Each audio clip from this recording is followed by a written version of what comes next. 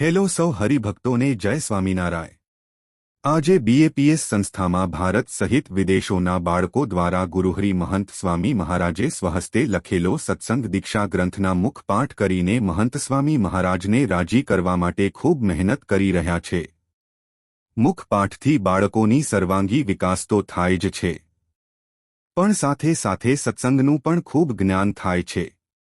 આ માટે સંતો અને કાર્યકરો ખૂબ મહેનત કરી રહ્યા છે।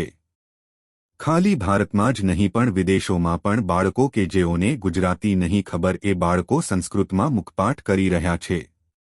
અરે ઘણા બાળકો હજી તો માત્ર 3 વર્ષના અને જે હજી પૂરું બોલતા નથી શીખ્યા કે જેમને વાંચતા નથી આવડતું એવા બાળકોને પણ એમના માતા પિતાએ શ્લોકો બોલીને સંભળાવીને મુખપાઠ કરાવ્યા છે। આપણે અવારનવાર સોશિયલ મીડિયામાં મુખપાઠ કરનાર બાળકોના વિડિયો કે પ્રસંગો જોતા હોઈએ છીએ, જે જોઈને આપણે સૌ આશ્ચર્ય પામીએ છીએ।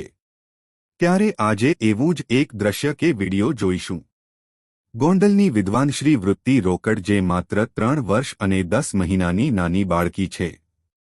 આ વિડિયો જોઈને આપણે સૌને પ્રેરણા આપશે અને આપણે પણ સૌ બાળકો અને દરેક માતા પિતા સુધી આ વિડિયો અવશ્ય શેર કરીએ, જેથી તેઓને પણ પ્રેરણા મળે। આ વાત છે ગોંડલ ગામની નાનકડી વૃત્તિ રોકડ નામની શિશુ બાલિકાની।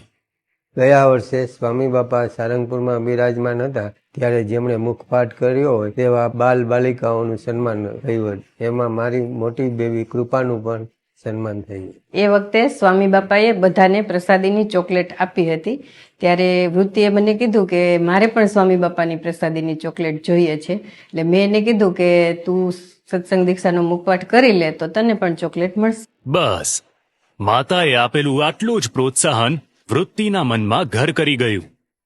કૃપા શ્લોક બોલતી હોય ત્યારે એ પણ સાથે સાથે શ્લોક બોલવા માંડે, એટલે અમને એમ થયું કે આને પણ શ્લોક કરાવવા જોઈએ। એના મમ્મી ડોક્ટર છે, હું લેબ આસિસ્ટન્ટ છું।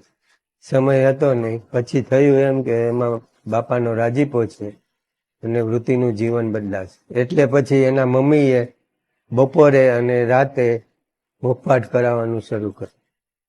મમ્મી બધા શ્લોકની એક એક કડી બોલે અને વૃત્તિને બોલાવતા જાય, એવી રીતે બધા શ્લોક વૃત્તિના મોઢે થયા। જ્યારે સંપૂર્ણ મુખપાઠ એનો પૂરો થઈ ગયો ત્યારે મેં એને કહ્યું, બેઠા તું વિદ્વાન થઈ ગઈ। તો એ દોડી અને ઘરમંદિરમાં ગઈ। ઘરમંદિરમાં જઈ અને નાચવા લાગી, જાણે બાપાને કહેતી હતી કે બાપા હું વિદ્વાન બની ગઈ, હું વિદ્વાન બની ગઈ, બાપા રાજી થઈ જશે, બાપા રાજી થઈ જશે। માતા પિતા દ્વારા મળેલું નાનકડું પ્રોત્સાહન અને નિયમિત રીતે આપવામાં આવેલો સમય રંગ લાવ્યું। માત્ર 10 મહિનાના ટૂંકા ગાળામાં લખતા વાંચતા પણ ન આવડે તેવી આ શિશુ બાલિકાએ સત્સંગ દીક્ષા ગ્રંથનો સંસ્કૃત શ્લોકોનો સંપૂર્ણ મુખપાઠ કરી લીધો છે અને આ શિશુ બાલિકાની ઉંમર છે માત્ર 3 વર્ષ અને 10 મહિના। તો હરિભક્તો, આવા તો ગુરુહરિ મહંત સ્વામી મહારાજે હજારો વિદ્વાનો બનાવ્યા છે અને હજી બની રહ્યા છે। અને આપણે સૌ આપણા બાળકો ગુરુહરિ મહંત સ્વામી મહારાજના સંકલ્પમાં ભળે તે માટે તૈયાર કરીએ, કારણ કે આ ખાલી ધર્મના જ્ઞાન માટે જ નથી। પણ વિચાર કરો કે 315 સંસ્કૃત શ્લોક મોઢે કરવાથી આપણા બાળકોના મગજનો કેટલો વિકાસ થશે। આ સાથે સાથે તેઓ જીવન ઉપયોગી થાય તેવું જ્ઞાન પણ પ્રાપ્ત કરશે। આપણે સૌ આ વિદ્વાન શ્રી વૃત્તિ રોકડને કોમેન્ટમાં જય સ્વામિનારાયણ કહીને અભિનંદન પાઠવીએ। અને જો આપણા બાળકોએ પણ સત્સંગ દીક્ષા કે સિદ્ધાંત કારિકાનો મુખપાઠ કર્યો હોય કે કરી રહ્યા હોય તો કોમેન્ટમાં અવશ્ય નામ, સત્સંગ મંડળ અને કેટલા શ્લોકનો મુખપાઠ સાથે જણાવો, જેથી બીજા બાળકો અને માતા પિતાને પણ પ્રેરણા મળે। આવા જ અવનવા વિડિયો જોવા માટે અમારી યુટ્યુબ ચેનલ સ્વામિનારાયણ ડિવાઇન લાઇફને સબસ્ક્રાઇબ કરી દેજો।